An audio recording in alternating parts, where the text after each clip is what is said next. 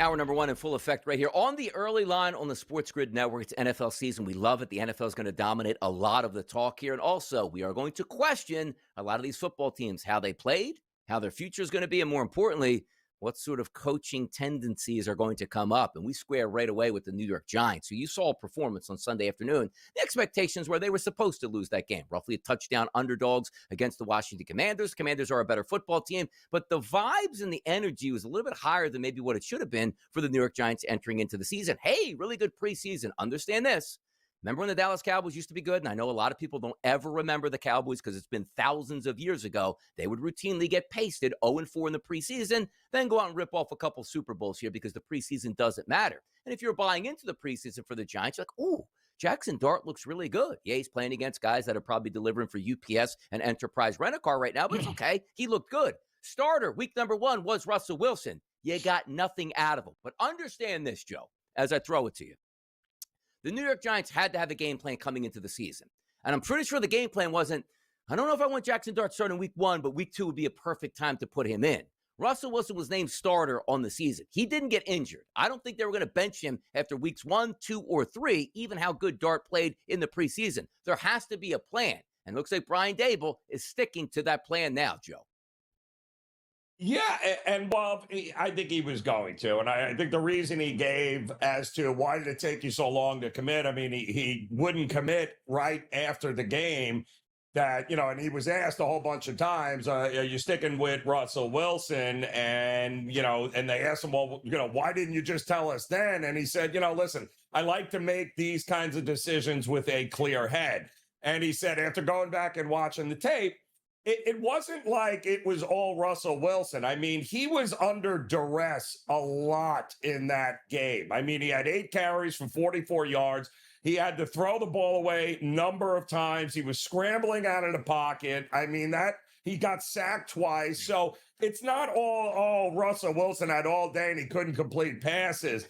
No, he was under duress. And if Russell Wilson was under duress, what are you going to do to a rookie quarterback here in Jackson Dart? As good as he looked in, and we know the preseason, Donnie, it ain't the regular season. So I think it's you already made this plan. Stick with it. First couple of weeks, you got to get that offensive line right. Otherwise, Donnie, it won't make a difference who you have under center. They're both going to be under duress. Yes, I understand this with the New York Giants. Some outlets had them at 3.5 team total for the season. And they look good in the preseason. Let's up that to 10 wins this year. Good luck, New York Giants. It is what it is, and we'll see what happens this week against the Dallas Cowboys. In the meantime, sticking in the NFC East, Tank Bigsby over to the Philadelphia Eagles as a backup running back and a primary kick returner. He's a pretty talented running back there that the Eagles are just looking to add on, and maybe has something to do with Will Shipley getting banged up a little bit with the rib injury that we have. But Bigsby goes to the Philadelphia Eagles in the backup capacity with Saquon Barkley. Yeah, and I think it's kind of a win-win, right?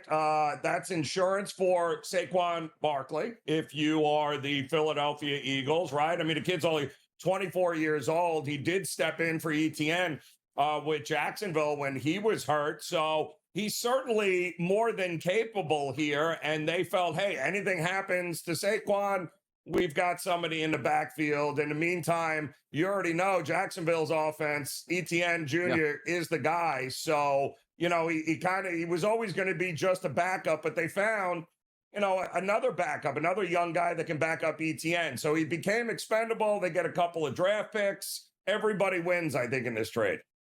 Yes, absolutely. And by the way, I always like these stories that come out, right? Do you remember the Bills fan that, was slapping helmets and ends up getting pushed here by quarterback Lamar Jackson in Buffalo? Everybody saw it on Sunday night. It went viral. I always like this. The fan who shoved Ravens wide receiver DeAndre Hopkins and then got shoved by Lamar Jackson is banned from the Bills and NFL stadiums. So we're saying that he just can't put a hat on and go to a Buffalo Bills game or any game he wants. Like if he tries to sneak into a Vegas Raiders game, they're watching him like he's on the FBI list. I always love these stories. Stop it, man. Just stop. Oh, Johnny, then you don't believe in face recognition, do you? Because I can assure you. Oh, yes, they do. They Grow a mustache. absolutely do. They will find that guy in a heartbeat. And by the way, why would you want to go to Vegas? You want to talk about facial rent? They won't let you step in a casino. They won't let you step anywhere in there if I'm you're telling you. banned in an NFL arena. No Like way. you put my phone up to my face, supposed to recognize me. I put a hat on. My phone has no idea if it's Don, Don, Donnie, Donald, Derek on my phone. No idea. Kid, put a hat on. Enjoy your Buffalo Bills. You could probably sit right back in the first row and slap their helmets. They never know. More NFL talk next on the early line. The NFL never stops here. It just doesn't. It's 365. It's 24/7, and away you go. We had so much hype and so much excitement, Joe, talking about week number 1. Week number 1 is already done. And as I've said it many times, enjoy this. We're heading into week number 2. You will start to talk about weeks 14, 15, and 16 before you can know it. Playoffs, NFC, AFC championship games, Super Bowl. Oh no, what are we going to do for March, April, May, June, and July as we wait for week number 1 again? But week number 2 is already up on some of the odds markets here. Some key games this week. The Philadelphia Eagles, a favorite against Kansas City. You take a look at the Pittsburgh Steelers taking on the Seattle Seahawks. Oh, look at that. DK Metcalf is going home. The San Francisco 49ers with a healthy advantage in the point spread against New Orleans, but how's that going to factor in with no George Kittle now? And also questions about Brock Purdy. Some good weekend games here coming up. Can't wait for it. And again, Joe, it's already week 2. It doesn't stop. The train won't stop. Yeah, and a couple of, some trends to keep an eye on here from week 1 is that we saw the, I believe 11-3 straight up was what is what favorites did this week here in the NFL. You had a couple of pick'em games with Tampa and Atlanta and Minnesota and Chicago last night, but only 7-7 against the number were the favorites. Home teams 8-7 straight up, 9-6 against the number. And of course, you had the neutral site game with Kansas City and the Chargers. But unders were the story, Donnie. 12-4 to the under this week here in the NFL. So what will we get in week 2? More defensive-driven games? How much will the numbers actually drop and adjust here with the sports books? We're going to have to see. If you thought week number 1 was tough, your mind is going to play tricks on you in week number 2, because the old adage goes, you were never as good as you looked in week number 1. You were never as bad as you looked in week number 1. And you have to sort of level that out. Week number 3, you start to find everything like, okay, this team is decent. This team's not so good. This team likes to use a quarterback in this fashion. Oh, this running back is now the starting running back, and this wide receiver is starting to move up the depth charts here. Keep an eye on that this week. But you know what? Typically, Joe, in the NFL, they give us slop for Thursday, but we're so excited for the NFL that it's, the Carolina Panthers and the Cleveland Browns. Oh, get excited for that. Not this week. They're giving us the Washington Commanders on the road against the Green Bay Packers. As it sits now, a 3.5-point favorite for the Packers, and a total that's listed at 48.5 at most outlets. You saw week number 1, Washington with a double-digit victory over the New York Giants, and then the Green Bay Packers at home, a double-digit victory over the hated division rivals, the Detroit Lions. Home field advantage in Green Bay. What are we thinking about that 3.5-point spread as a favorite towards Green Bay? Well, it's interesting. You're right, because both these teams had double-digit wins, right, in game 1.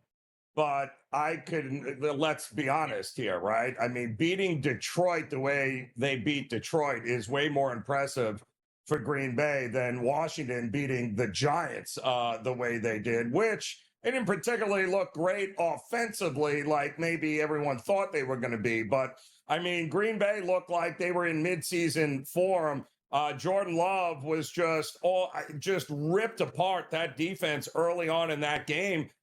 He was hitting receivers all over the place. The defense was really, really good against some of the big explosive guys on the Lions offense. So the Commanders were workmanlike. They did what they were supposed to do. And sometimes I don't think we look at that and give it enough credit. But on a short week here, I don't know. I think you got to give the advantage to Jordan Love and the offense of Green Bay. Parsons played sparingly. How much more will we see him this week? I kind of like the Packers at home to get it done on a short week. Yeah, if I like the Packers last week, which I did against the Detroit Lions, I'm going to like them against Washington. But you are correct in one thing that you said. It's the sign of a very good coaching staff, and at least a coaching staff that understands how to win football games. You see a dead duck out there in the New York Giants, you don't need to throw it around late in the fourth quarter. You don't need to throw it around the third Hmm. quarter. Just run the clock down here, get your first downs, don't make mistakes, and you win the football game comfortably. And that's exactly what Washington did. We'll find out how they do in Green Bay. Pittsburgh and Seattle, take a look at this game. Darnold versus Rodgers. Aaron Rodgers, a very good week number one in a conquering hero role, going back to New York and getting a victory. Sam Darnold had a win on the tips of his fingers, but let it slip away because one of his offensive linemen ran into him and he dropped the football, and the San Francisco 49ers won. This game's in Pittsburgh, roughly favored by 2.5 to 3 points, depending on where you're shopping, and a lower total, Joe. 39.5 to 40.5, once again, depending where you're shopping at this week. Rodgers comes home to the Steelers, a conquering hero there as well. I actually like the Steelers again this week. I do. Yeah, this number opened up at 3, so Yeah. we're already starting to see, right? Yep. Under the key number now at Yeah. 2.5. And listen, Seattle, we covered that game on In-Game Live on Sunday here on the SportsGrid Network. And watching that game, and I said, wow, this defense of Seattle is no joke. But the offense, don't forget, McDonald purposely went out and got Sam Darnold, didn't want Geno Smith, and he got a new offensive coordinator. Why? Because he thought they threw the ball way too much a year ago with Geno Smith. So the emphasis was going to be defense and running the ball. Well, that's great, except you only ran for about 3.2 yards a carry. And Sam Darnold, you had him only throw for 150 yards, and you lost at home to a very winnable game against the 49ers. So to me, something has got to give there. You can't be a running football team and carry the ball for just 3.2 yards against anybody. And the Pittsburgh Steelers are not going to give up what they gave up on the ground to the Jets here. They will make the adjustments. I don't know how much the adjustments, but I'll tell you this, that's a good defense of Seattle. I think Aaron Rodgers keeps getting hit like he did against the Jets. I wouldn't be looking at an over in this game. Yeah, see what happens out there at Acrisure Stadium this Sunday. Also another game taking place at Sunday at 1 o'clock. Same place. New York Jets home once again, but they're going to take on the Buffalo Bills. You saw that miracle comeback on Sunday Night Football. The Bills here laying a touchdown, approximately just about every book, 6.5, I think, at BetMGM now, but primarily 7s, and a total that's listed at 45.5. Josh Allen, emotional victory on Sunday night against the Baltimore Ravens. The Jets feel like they let one slip away against the Pittsburgh Steelers, getting a touchdown in the division at home early in the season, Joe. Yeah, and the Bills have owned the Jets. Let's be realistic here. And I mean, I'm shocked this opened up the way it did. I mean, this will be a interesting test for the Jets, right? And this new regime and new era. What kind of bounce back effort do we get? I can tell you this, the Bills defense, when they needed to, clamped down, but they kind of got gashed a lot in that game, especially on the ground. If the Jets play keep away, it'll be interesting to see. This game may be closer than the market thinks. But right now, I mean, are you stepping in front of the Bills train?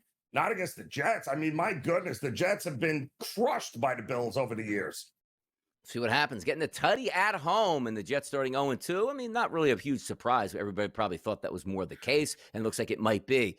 How about this one? We're going down to Miami. It's the New England Patriots, who didn't have a very good performance, to say the least, against the Vegas Raiders. Now the Miami Dolphins are at home. They were horrendous against the Indianapolis Colts. They open up as a short favorite now at -1.5. By the way, the opening line at FanDuel was a -2.5, so the buybacks are already coming in. 43.5 as a total in this game. Once again, the powder keg that is the Miami Dolphins. If they have another bad performance, I don't know where we go, because this team should have a reality show on what's going to take place over the next couple weeks if they start 0-2, which two opponents you probably thought they should be 2-0 against. Yeah, I mean, it's horrific down here, Donnie. Now I'm hearing that the thought is Tua might have had a concussion during that game after getting hit early on. And obviously, we know what a concern that is. So I would definitely keep an eye out about that. But listen, Miami didn't show up in any way, shape, or form. This line has begun to drop as it is. I would not be shocked if this is a pick 'em, maybe even a slight favorite for New England when it kicks off on Sunday.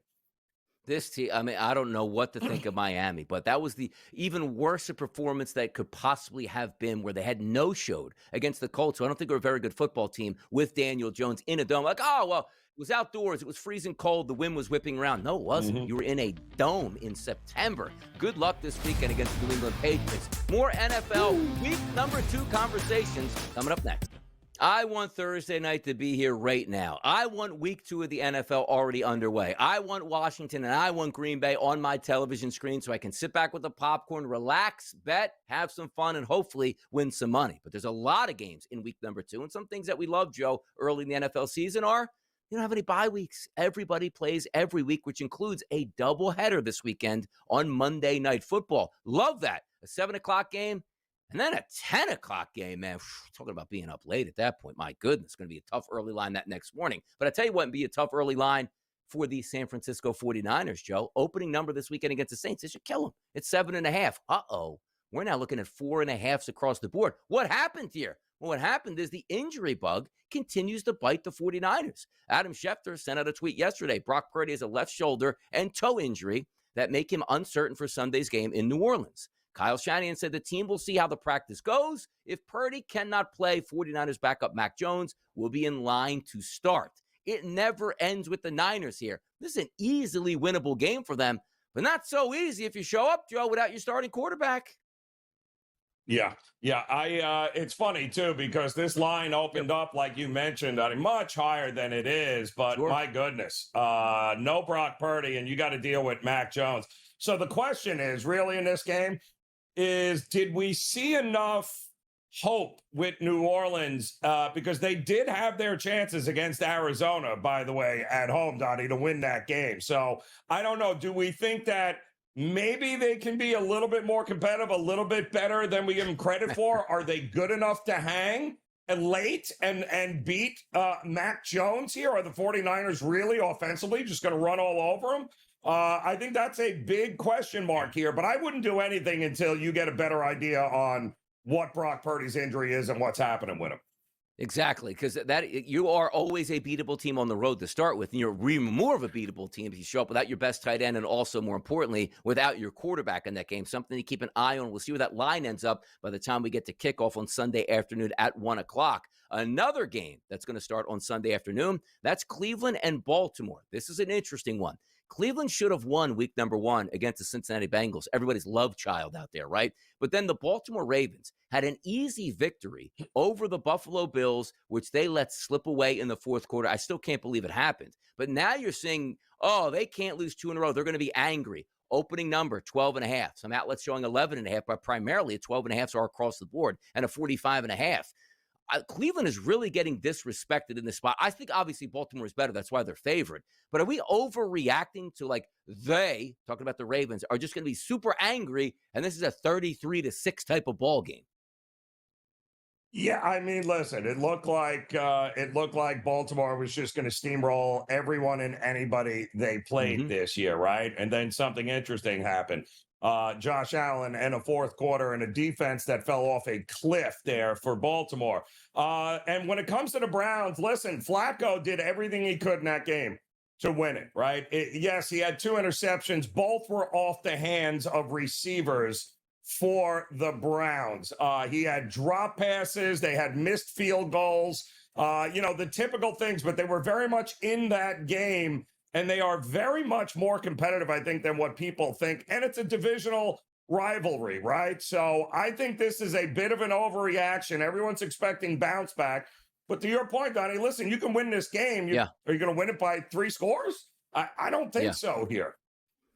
I got an issue with this next game, too. 1 o'clock start, short work week here for the Chicago Bears, going on the road to take on Detroit. And Detroit certainly embarrassed with their performance in Green Bay. At home now, sold out crowd. Caleb Williams on the road. We're only talking about a 4.5-point spread, which is an eye grabber. Because for me, I look right off the bat and go, oh, I really want to take Detroit. But is that a microcosm of week number 1 without Ben Johnson? It just didn't work out all that well. Don't worry, we'll snap back. Or is that an offense that we're looking at that just doesn't have the right play calls at the right time? But I looked at Chicago last night. It doesn't feel like a team that I want to back, even though they entered into the fourth quarter, as you know, Joe, 17-6, and just let that game slip away. Early in the week, I'm just going Detroit here. I think it makes sense, but could change later in the week for me. Yeah, I think, listen, they showed Yeah. flashes of what that offense is capable of Detroit, but they were behind the Hmm. eight ball quickly in that game. They had to play catch up. They never really had an opportunity to be able to establish any sort of ground game in there, and it ultimately ended up costing them. The good thing for Detroit, though, is that defense, and I thought that defense would be way better this year with a healthy Aiden Hutchinson and company.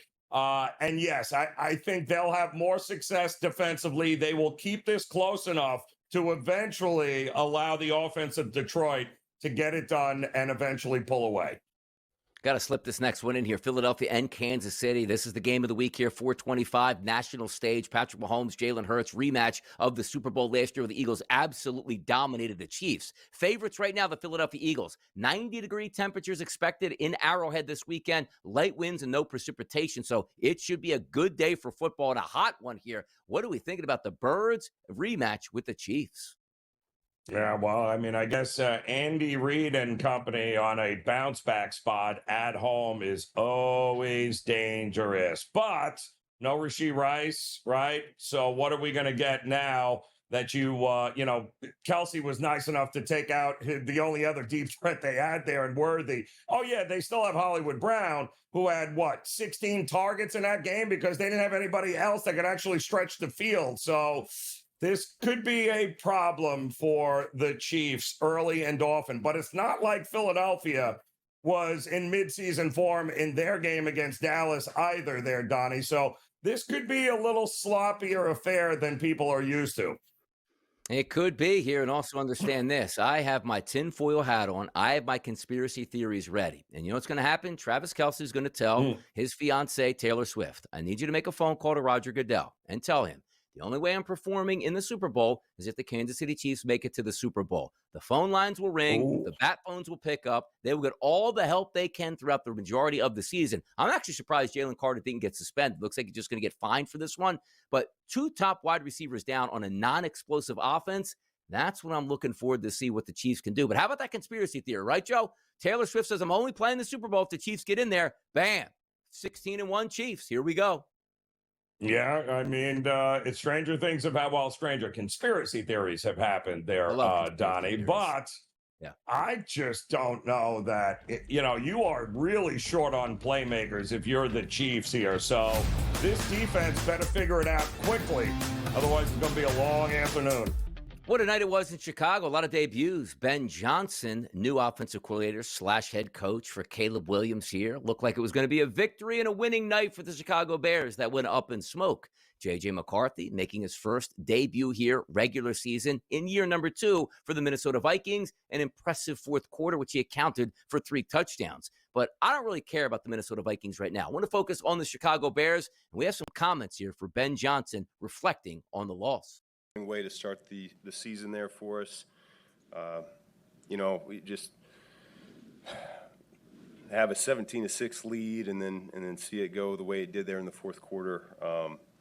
We said going into week 1 that the team that would make the least number of mistakes would win the game, and unfortunately we were on the wrong side of that. We made too many there late in the game, myself included. There were a number of things that I could have done better, a number of things that a number of guys could have done better. When you look down at the stat sheet and you see 12 penalties, that's got to get cleaned up in a hurry. And yet we've been saying that all training camp as well. So the defense did a really good job up until the very end. That fourth quarter, things got away from us a little bit, but up until then, they kept us in that ball game. Offense was stalling out.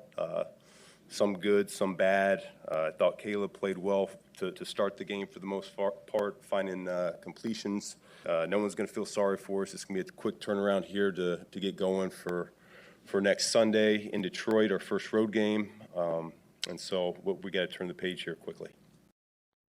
Ben Johnson is right about one thing. It is a quick turnaround. You open up at home on Monday Night Football against the Minnesota Vikings. You want to win that division, you got to win that game. They didn't. Now they go on the road, another divisional opponent, and the worst-case scenario for them is Detroit got embarrassed in week number 1, now coming home. They know they have to win this game.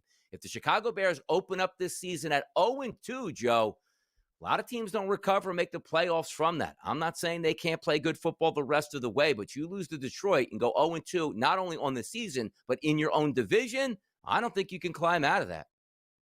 No, I don't think you can. Now, they were a little banged up Yeah. yesterday in the secondary, this Bears defense, but there's no excuse for them to have melted the way they did there in the fourth quarter. But I think, listen, Coach was right. 127 yards and penalties. And the fact that that was a problem in the preseason and it carries over into game one, Donnie, that's a coaching problem here. Also, where was Caleb Williams? We saw JJ McCarthy turning around in the fourth quarter, right, as a young quarterback.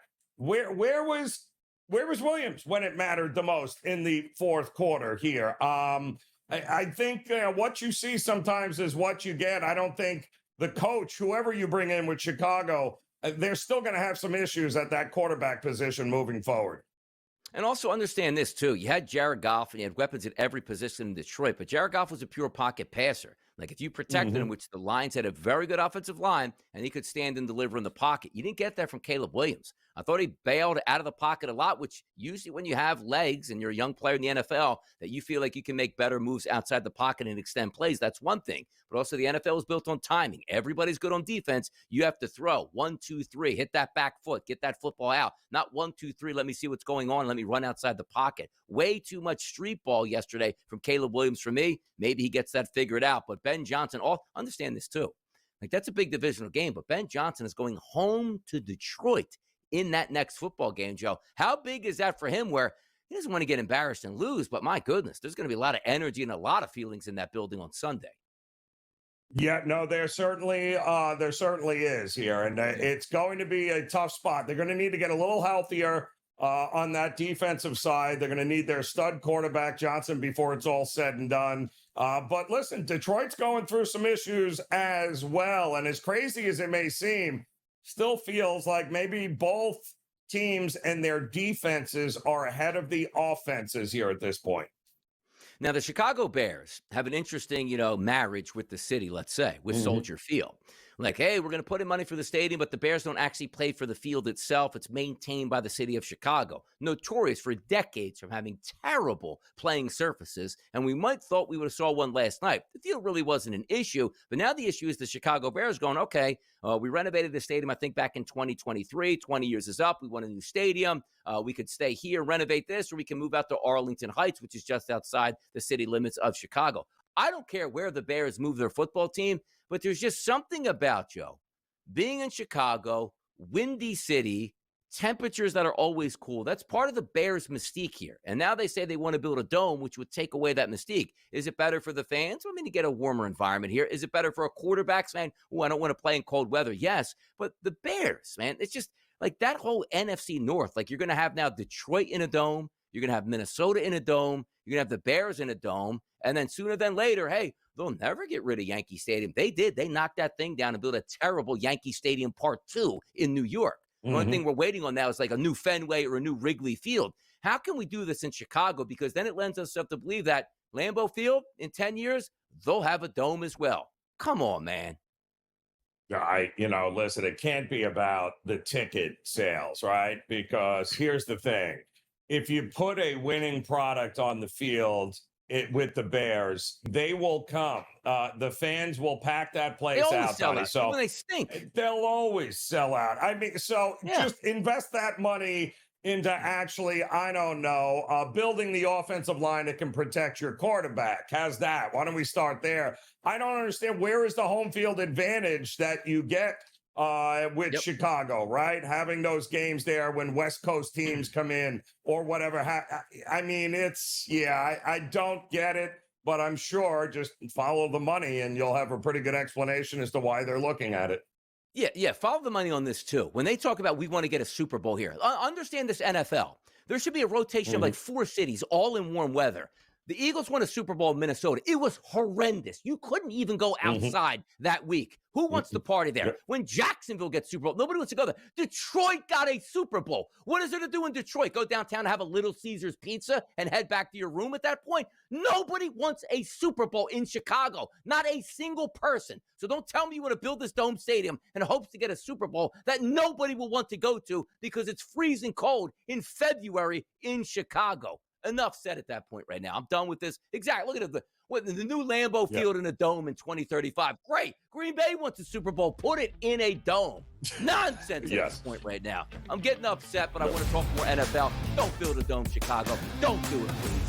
We're going to talk Major League Baseball in just a few segments here. A lot of good stuff on the card. Still, you can make some money in the month of September. Don't you dare turn your back on that Major League Baseball season. But we do have to bring that attention to week number 2 action in the NFL and those opening lines, which does include a Sunday night football game. How about all the primetime work here right now here for the Minnesota Vikings? You saw them last night on Monday Night Football pick up a victory. Now they'll be on Sunday Night Football as 1-0 victors here heading back home. Skol as a favorite between 4.5 to 5.5 over the Atlanta Falcons and Michael Penix. Michael Penix and the crew had a tough, hard-fought loss at home to Tampa Bay. Make some field goals, make some better plays, win a football game. They couldn't do that. But Penix and McCarthy, 2 younger quarterbacks in the NFL, going to tee it up for a little Sunday night football action, Joe. Yeah, well, this is going to be interesting, right? Because two dome teams, ironically enough, Donnie, they're playing in Minnesota. And I thought, listen, Penix looked the part. He really did. He just didn't get a lot of help, certainly on the defensive side of the ball for Atlanta, which is ironic given the fact that they spent all their entire offseason trying to build up the defensive side. And yeah, it didn't work against Baker Mayfield. I look at this matchup where I've got Brian Flores, the DC of Minnesota, and a young quarterback in Atlanta. Yeah, something tells me it could be a long day for Atlanta and Penix against this defense of Minnesota. Yeah, Minnesota's defense looks good. There's no doubt about it. That place is a tough place to play because it is a dome and it is really loud. They'll be excited with Minnesota having that comeback victory on Monday night. But still, a quarterback in JJ McCarthy, how much of that momentum can he carry over from that big fourth quarter? We'll certainly find out. NFL doubleheader on Monday Night Football. One at 7 o'clock. That's Tampa Bay and Houston. One at 10 o'clock. That is the Chargers versus the Raiders here. If we focus on game number 1, Houston, tough loss to the Los Angeles Rams, hard-fought battle, low-scoring, good defensive. And then you take a look at Tampa Bay. Needed to make some plays. Ibuka with 2 touchdowns here, the young rookie wide receiver. The favorite, the Houston Texans at -2.5. This game, again, takes place on Monday Night Football, the first game of a doubleheader, and a total of 43.5. Tampa, Houston, what gives? Yeah, I mean, listen, Houston defensively, great showing there on the road against the Rams, a place which we all know there's not really a great home field advantage there, but there's still something not right about this offense of Houston there, Donnie. I mean, Stroud looked good at parts, but then he didn't. The adjustments they were making with the Rams and that young defense, he looked rattled again. I'm still not buying Stroud here. I think there could be some issues, especially with a lack of any sort of running game or downfield capability. I think Houston needs to win this game, but I think it's going to come down to, one of those last minute field goal types of situations. Yeah. And we all know kicking is for losers.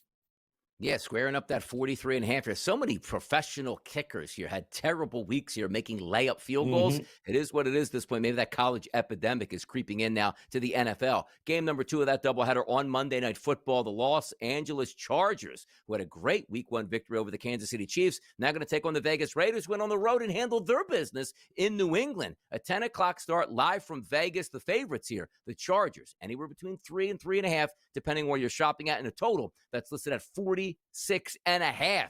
Good football. 2 teams in the West, both 1-0. Yeah, no, I mean, outstanding, win for the Raiders, but they did it never easy on the road at Foxborough. Defense showed up. And of course, look at the stat line of Geno Smith, Donnie, right? We see this all the time from him. He beats up on bad teams, gains all of these yards. Everything looks great. And then he plays an actual real defense and a real team. And all of a sudden, his numbers aren't as good here. I think the Chargers will handle business in this game. I think they'll do it by more than a 3 as well, too, when it's all said and done. Week 3, Joe, I love in the NFL. That's when I really dip my toes in the water. Having fun, looking at some prop bets, win some, lose some at this point. How do you approach week number 2? What can you give the people for a little tidbit on how to approach it by going like, you know what? Week 1 could have been a mirage on some of these spots. Don't overreact. Week 2 is a fantastic contrarian week in the NFL. Really is. Watch the public go over the top and over or underreact to a lot of situations this week, and then figure out which those games are, highlight them, or we'll tell you all week long here, and look to go the other way. When the public goes left in week 2, we're going to go right.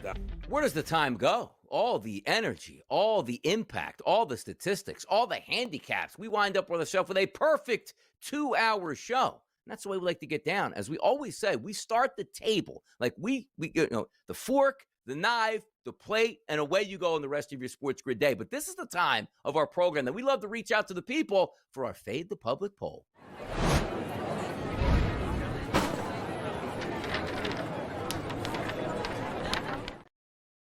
We're getting ahead of ourselves here. Most people wanted to cut JJ McCarthy before the fourth quarter began yesterday. Glad you didn't in Minnesota, because he accounted for 3 touchdowns, 2 in the air, 1 on the ground. They get a victory, and away they go on their season. So we asked you at SportsGrid, our Fade the Public poll. The simple question was, will JJ McCarthy lead the Vikings to a playoff berth this season? Whoa, whoa, whoa, whoa, whoa.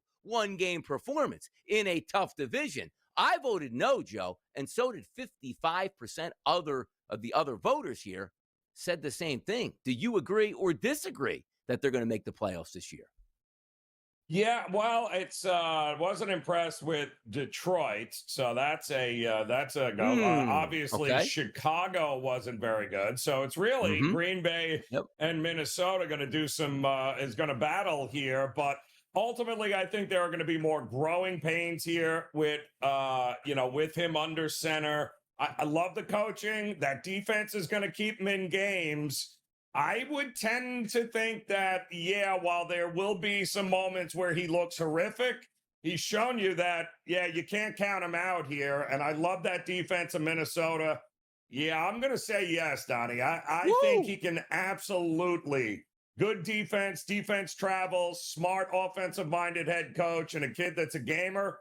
Yeah, I'll take a shot with Minnesota making the playoffs.